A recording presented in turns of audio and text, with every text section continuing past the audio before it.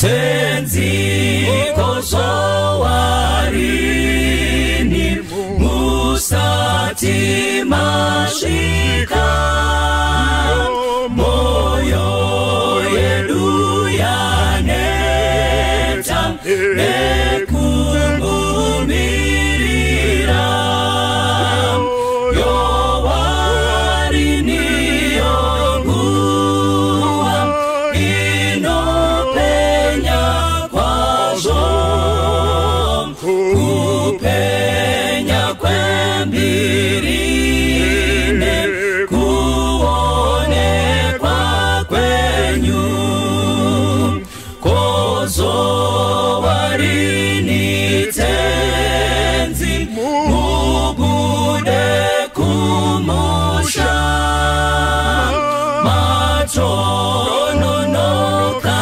tenzi vamwe vadzokera tenzi vatendi venyu vazara nezvivi vashoma vakamira murufaro rwenyu mutsanyi vakarara chemanyi vamuke vanoyeranga vati tenzi aswedera mwenje yenu ipfute zviuno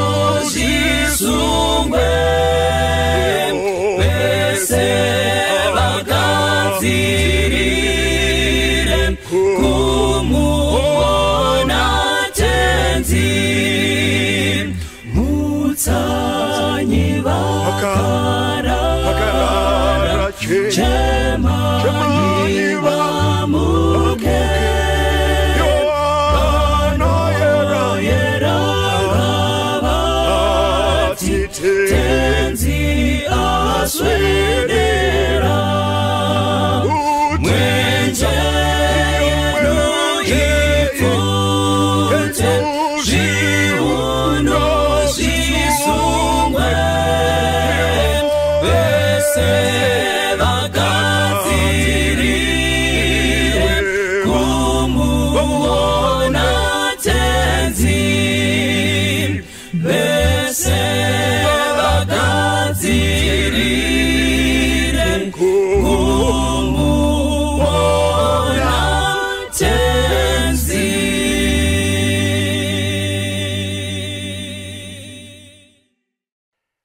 Ndoda kukuchikamidzai mose zuva ranhasi.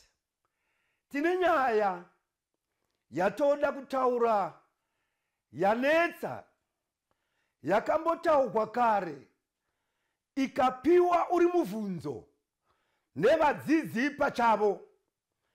Regai tinamate tisati tatanga nyaya iyi. Ndoda kuti muiterere zvakanaka katoitanga tisarasvika chose. Baba vangu vari kudenga, tovhurazve magwaro enyu, burukai mutibetsere kubva zvino kusvika nokusingaperi. Amen. Nguva ino vana vaMwari, pane nyaya yandavona yakandidhuva ndichiverenga ikandigwadza. Ndafunga kupa musoro wenyaya unoti munhu unodhuva. Ndo musoro wenyaya unongoti munhu unodhuva. Tichaibata papati 2 nyaya iyi yemunhu anonetsa. Saka there is part 2 that is coming. Pamusoro petopic iyi yemunhu anetsa. But regai ndidai ndimbotanga ndaverenga vhesi iyi.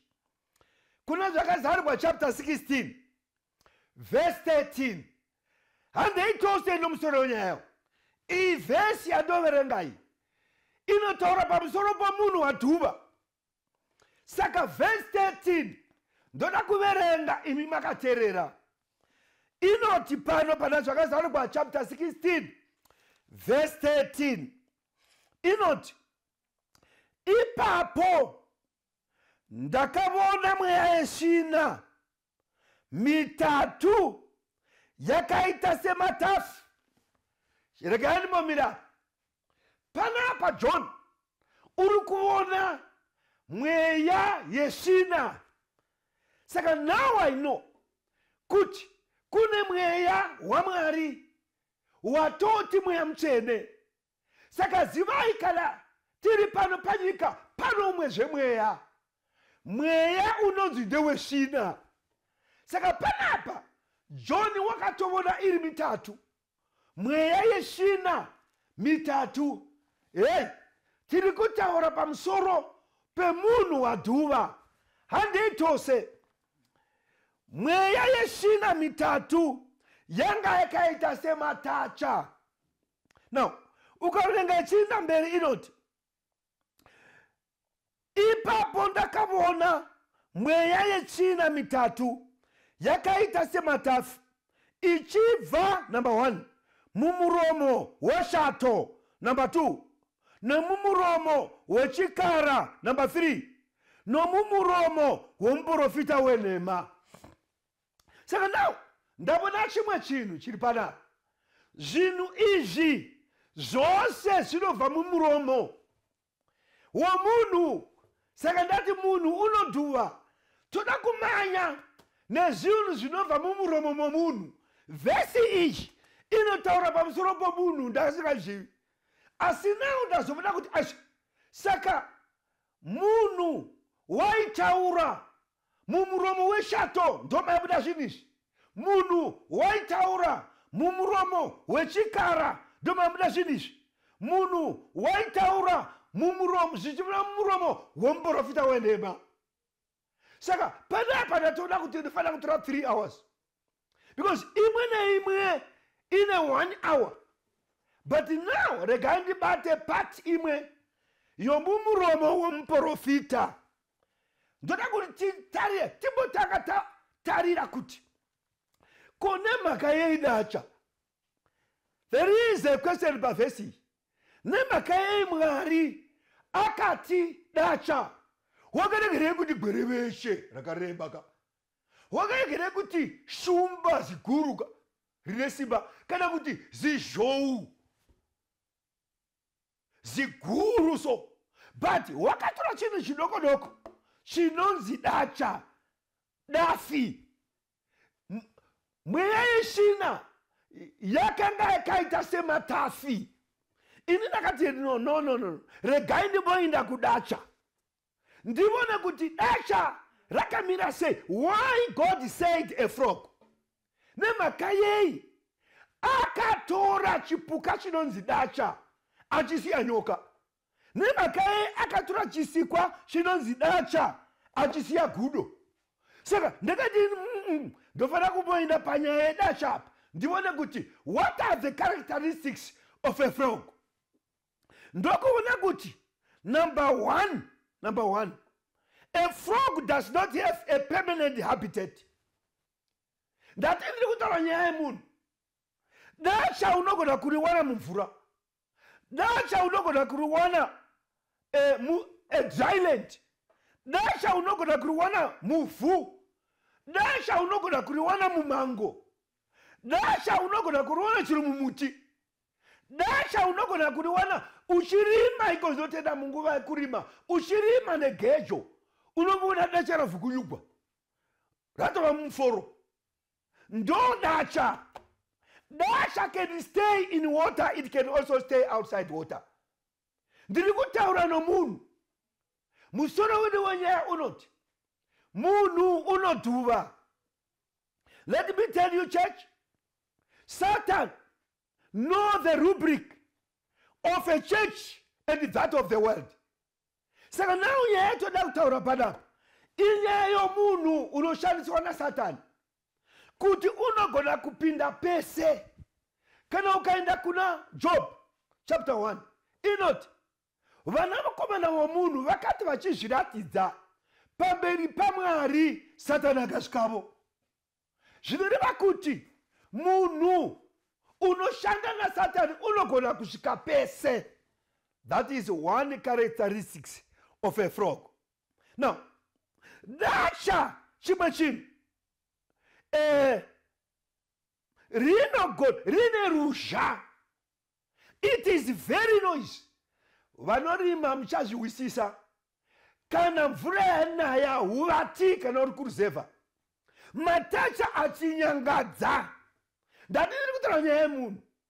Ukaona todzidza nyaya yemunhu unonyangadza pakunamatwa, ndo wairebwa nazvaka kuti haiwa rakanga rakaita sedacha mweya ushinawo. Saka one characteristic of a frog, it is making a lot of noise.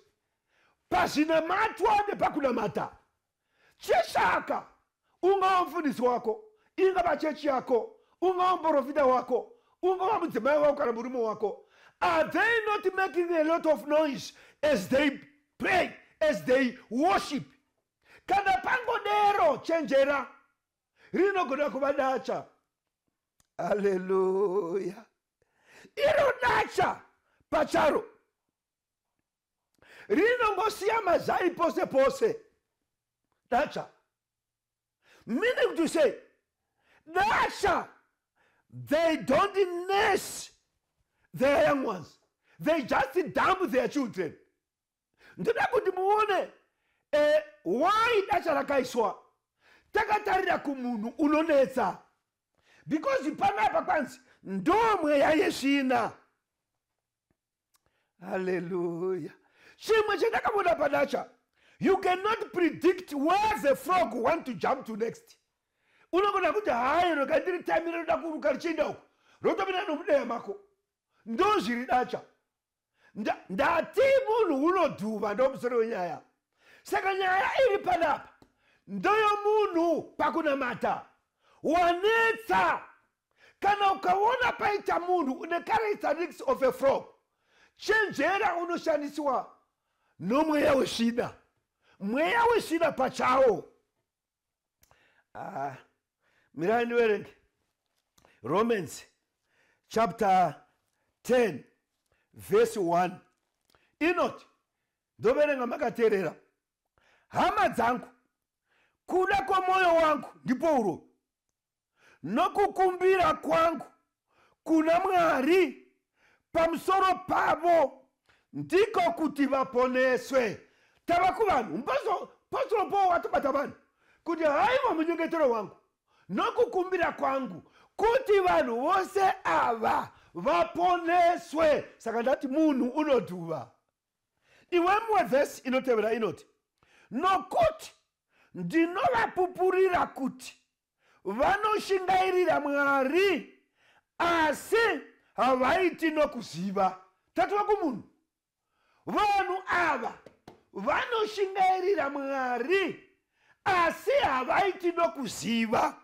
Iwe mwe verse 3, nokuti zvavakanga vasingazivi kururama kwaMwari vakatsauka, vakatsvaka kumisa kururama kwavo vamene, vakasazviisa pasi pakururama kwaMwari.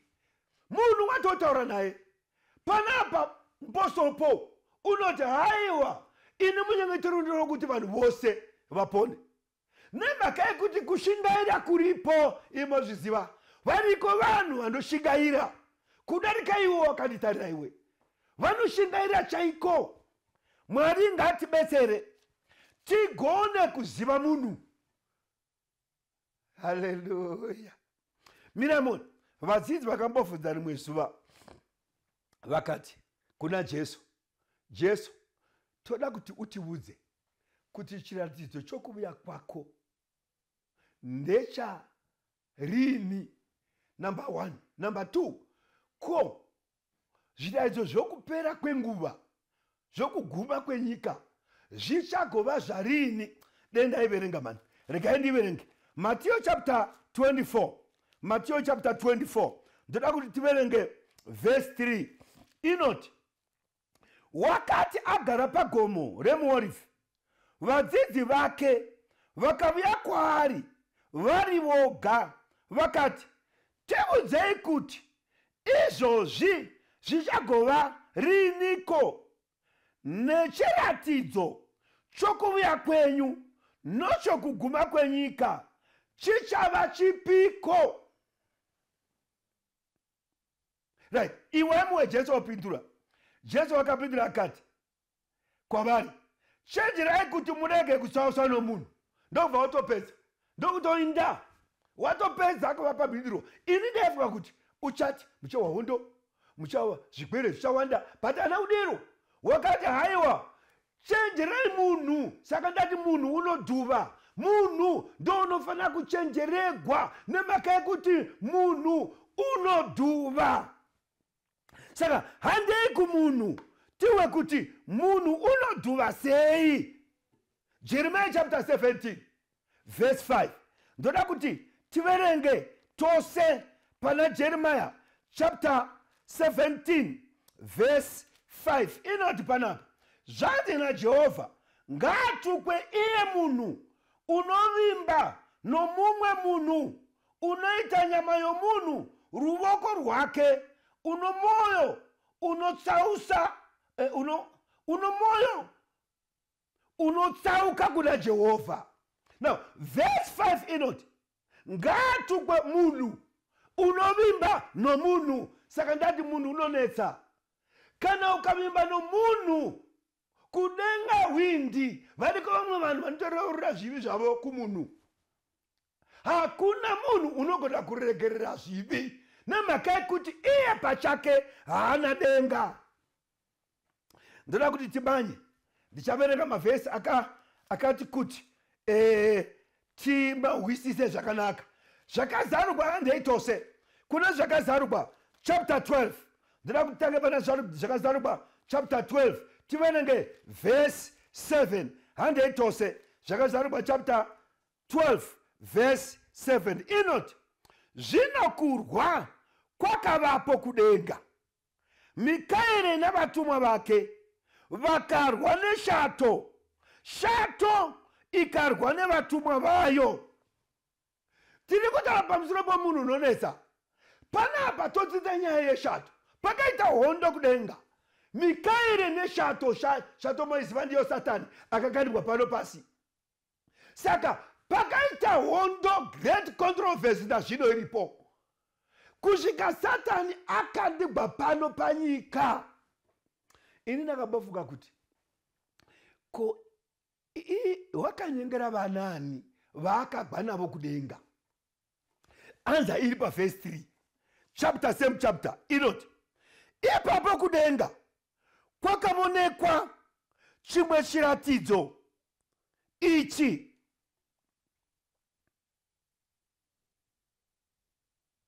tarira shato huru tsvuku ine misoro minomwe nenyanga dzine 10, nepamusoro payo korona nomwe. Verse 4, ruminda rwayo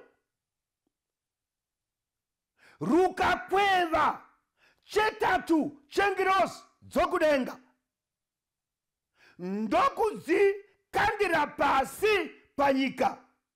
Shato iyo ikamira pamberi pomukadzi wakanga ozvara kuti iparadze mwana wake kana aozvagwa.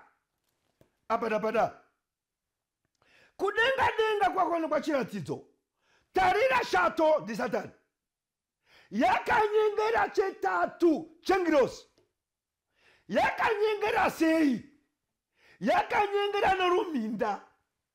No, ndakambosvaka kuti chii chinonzi ruminda chishona dzimwe nguva chinonetsa. Ndokuda kuti chinonzi ruminda iverenge kuchirungu inoreva etere, mwise. Saka now Satani ari kudenga wakanyengera chetatu chengirosi noruminda gwake. Ndati musoro iye unoti munhu unodhuva unofanira kuchenjeregwa. Saka ndakati ini, zvino chiruminda, how can the devil deceive the angels nemhaka yomwise? ndikachaka kuti chini mwise ndakaona kuti haiwa haunga umwise nje pane chirevo chakavanda apa chii ruminda chii mwise handei kuna Isaiah chapter 9 toda kumanya tose kuna Isaiah chapter 9 ndoda kuti tiverenge verse 15 na 16 Isaiah chapter 9 verse 15 na 16 verse 15 inoti mukuru nounokudzwa ndiwo musoro mukuru nounokudzwa ndiwo musoro muprofita unodzidzisa nhema ndiwo muswe. Haleluya. Kureva kudai kuti now I know kuti ruminda gwairebwa kuti Satan akanyengera chetatu chengirosi nomwise ruminda mwise etel. Saka panapa Isaiah yodungudza kuti chii chinonzi mwise chii chinonzi ruminda. Verse 15 mukuru nounokudzwa ndiwo musoro muprofita unodzidzisa nhema ndiwo muswe. Verse 16 nokuti vatungamiriri vavanhu ava vanovatsausa vanotungamirirwa navo vanoparadzwa. Mabonaka kototaenda paverse 16 yoti vatungamiriri vevanhu ava vanovatsausa. Zvinoreva kuti verse 15 inotaura nyaya yemunhu. Saka mwise yanga yakatendeka munhu upi muprofita wenhema. Saka datini hey ngatichenjerei munhu. Saka Jesu paaiti kana vadzidzi vabvunza kuti zviratidzo zvokuuya kwenyu nokubva kwenyika zvichava zvei, akati endai kumunhu. Kana mukabata munhu maziva kuuya kwangu. Saka ndokuona kuti munhu wataugwa kuna zvaka newataugwa kuna Isaiah muprofita unodzidzisa nhema ndoruminda. And the devil is still using a tale here to deceive many, even the very elect. Why? Nemhaka yemunhu unonetsa tofanira kungwarira munhu. Matthew 24 handetose ndoda kuti tiverenge verse 11. Matthew 24 verse 11 inoti panapa ndoda kuverenga muchihwa Matthew 24 verse 11 inoti vaprofita vazhinji venhema vachamuka vachitsausa vazhinji apadapata. Saka now ndo zvimwe zviratidzo zvokuuya kwashe. Kana vaprofita vazhinji vamuka vakatanga kutsausa vazhinji zvino kuguma kosvika. Ndo zvanga zvitaura she. Now verse 23 same chapter inoti panapa zvino kana munhu akati kwamuri tarirai Kristu uri pano kana apo regai kutenda nokuti vachamuka vana Kristu venhema navaprofita venhema vacharatidza zviratidzo zvikuru nezvinoshamisa kuti kana zvichibvira vatsause nevakasanangugwavo. Munhu uyu kana munhu avuya muprofita uyu unodzidzisa nhema unoratidza zviratidzo zvikuru achisevenzesa madhimoni asatani achisevenzesa ngirozi dzasatani. Mirani bokubudzai zvidoko ndakuita ngirozi. Ngirozi zvinogona kuuya nechampupuri chiri champupuri chaiwo. Vachenjeri vaya vokumabvazuva alo vachiita kwangogwa zvagwa Jesu vaitungamirirwa nenyeredzi. Kana ukaverenga meaning yenyeredzi yanga isiri nyeredzi sokuziva kwenyu, it was not a star, it was an angel that was leading them.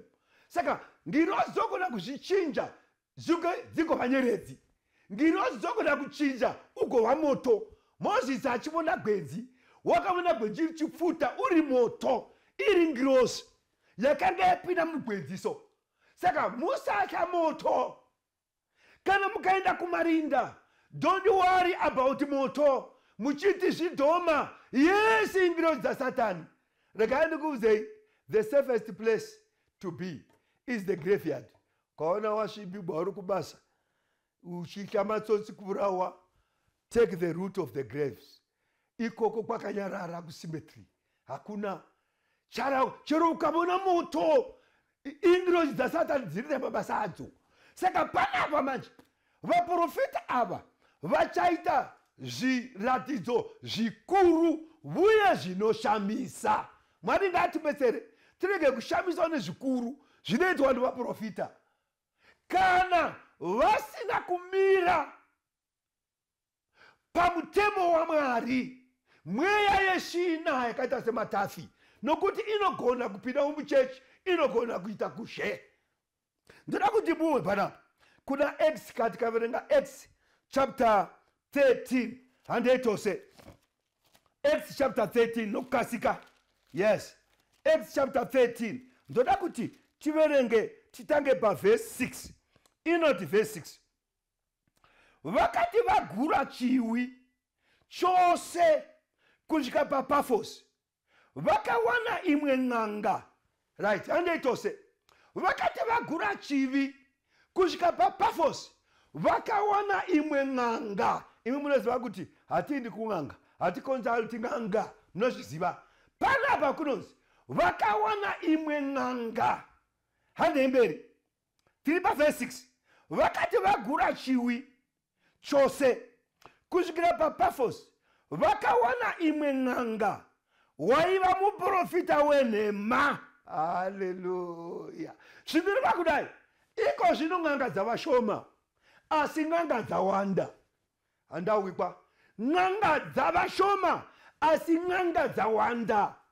Namhaka yekuti bhaibheri ratesa pachena kuti haiwa dzainzi n'anga mazuva aya ndodzonzi vaprofita mazuva ano.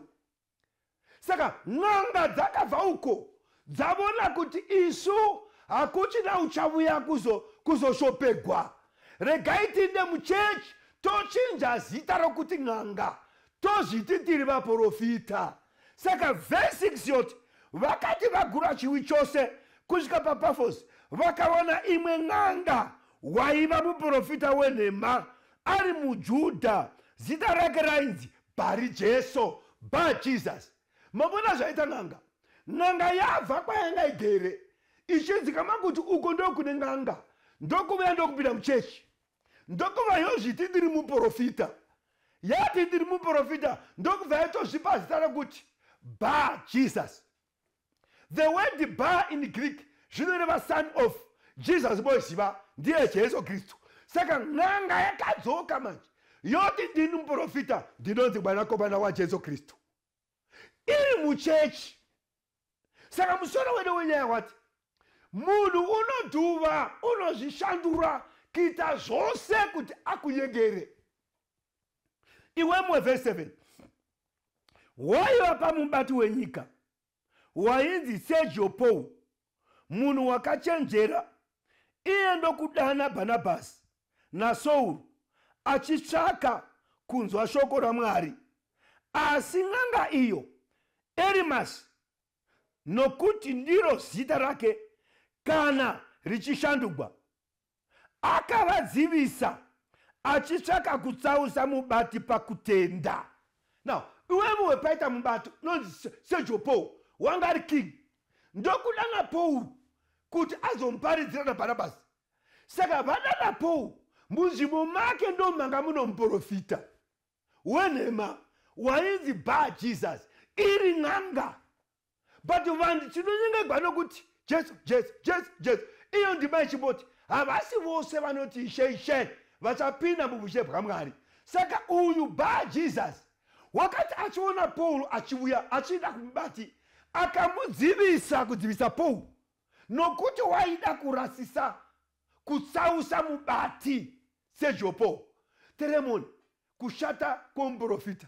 Havadi kana ukadauka kunovabudza kuti zvamunoita izvi havadi, vanoda kutsausa vazhinji. Iwe muzviritogwa panapa. Asi Saul ndiye Paul azere nomweya mutsvene akamutarisisa akati, iwe uzere nokunyengera kwose namano akaipa ose, mwanakomana wadhiabhurosi, muvengi wokururama kwose. Haurege here kutsausa nzira dzakarurama dzashe. Zvino tarira, ruoko rwashe, verse 11, ruri pamusoro pako. Uchava bofu, uchaita nguva usingavoni zuva. Pakarepo mhute nerima zvikamuwira, akapota-pota achitsvaka vangamusesedza noruoko. Teremunepo Pauro amuona kuti ndewenhema, ndo zvatoda kuti mutsvake. Mutsvake n'anga dziri muchechi, mutsvake vaprofita venhema, nemhaka yekuti ndoruminda gunoda kunyengera vazhinji. Saka Jesu akati, kana moda kuziva kuuya kwangu, chenjerai munhu. Ndobva utomira. Saka rava basa redu vana vaMwari kuti titsvake kuti munhu upi watofanira kuchenjera.